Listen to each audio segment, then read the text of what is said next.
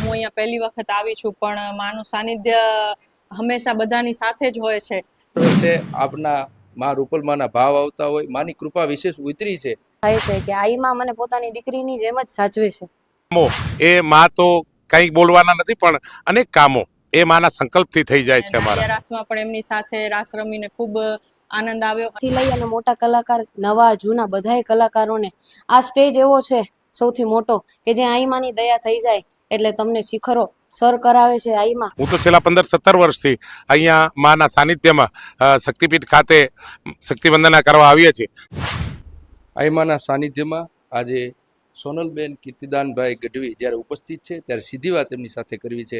હાજીબેન, આજે આ 26મો પાટોત્સવ જ્યારે ચૈત્રી નોરતા માનો આ પાવન પર્વ જ્યારે ઉજવાતો હોય, ચારણ જગદંબા આઈસી રૂપલમાના આજે તમે દર્શન કર્યા, પાટોત્સવનો લાભ લીધો અને દાંડિયા રાસમાં પણ આપની વિશેષ હાજરી હતી, ત્યારે કેવી અનુભૂતિ?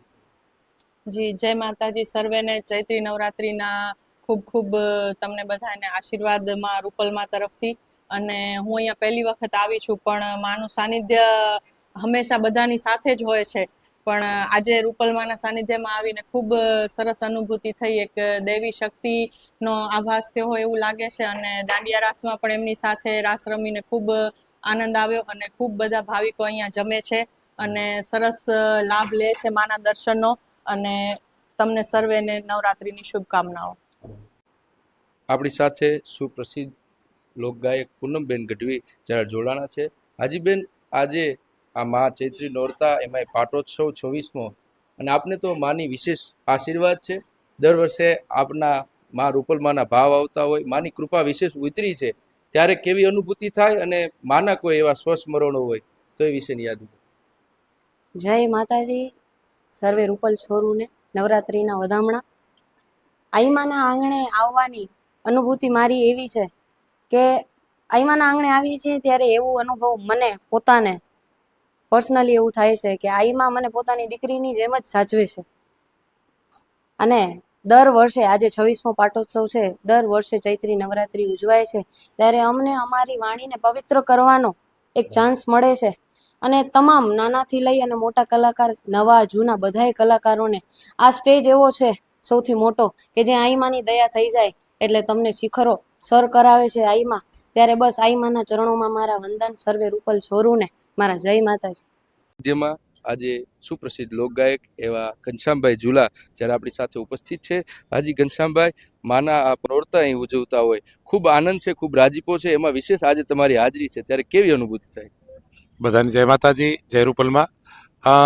આનંદની વાત એ છે કે આજે 26મો પાટોત્સવ છે અને છેલ્લા 26 વર્ષથી આઈ આરાધના કરતા તમામ ભક્તો, માના સેવકો, તમામ લોકો એ 26 વર્ષથી આ આઈમાના સાનિધ્યમાં રામપરા નેશ નવદુર્ગા શક્તિપીઠ ખાતે બધા પોતાનો ભાવ લઈને આવે છે અને બધા પોતે ભાવથી અહીંયા કને ભજન અને ભોજન સાથે શક્તિ વંદના, રાસ ગરબા એમ ખૂબ આનંદ કરે છે. બધાએ માની કૃપા અપરંપાર છે અને 18 આલમ બધા જ ચારણ અને ચારણેતર તમામ બધા જ ચારણો સિવાયના લોકો પણ ખૂબ માને છે અને અહીંયા પોતાની ભાવ વ્યક્ત કરવા, અહીંયા પોતાની શ્રદ્ધાનું ભાથું લઈને આવે છે. માના પરચાની શું વાત કરીએ? અનેક કામો એ માં તો કંઈ બોલવાના નથી, પણ અનેક કામો એ માના સંકલ્પથી થઈ જાય છે અમારા. અને કલાકાર તરીકે વાત કરું તો વર્ષોથી આખા વર્ષની ઉર્જા અમે એક દિવસ અહીંયા, હું તો છેલ્લા 15-17 વર્ષથી અહીંયા માના સાનિધ્યમાં શક્તિપીઠ ખાતે શક્તિ વંદના કરવા આવીએ છીએ ત્યારે આખા વર્ષની ઉર્જા અમને જ્યારે મળી જતી હોય એવું અમને ભાવ થાય અને ભાસ થાય અને આખું વર્ષ અમે આનંદથી પસાર કરીએ છીએ અમારી ગાયકીમાં અને અમારી વાણીમાં. ત્યારે માના ખૂબ ખૂબ પરમ આશીર્વાદ આપણા બધા ઉપર ઉતર્યા છે, એમ બધા કલાકારો ઉપર પણ ઉતર્યા છે. ગુજરાતના તમામ કલાકારો આ જગ્યાએ, આ સ્ટેજ ઉપર, આ માતાજીના નેહડે પોતાનો વાણી થકી શક્તિ વંદના કરી ગયા છે. ત્યારે હજી પણ બધાને ભાવભર્યું આમંત્રણ છે.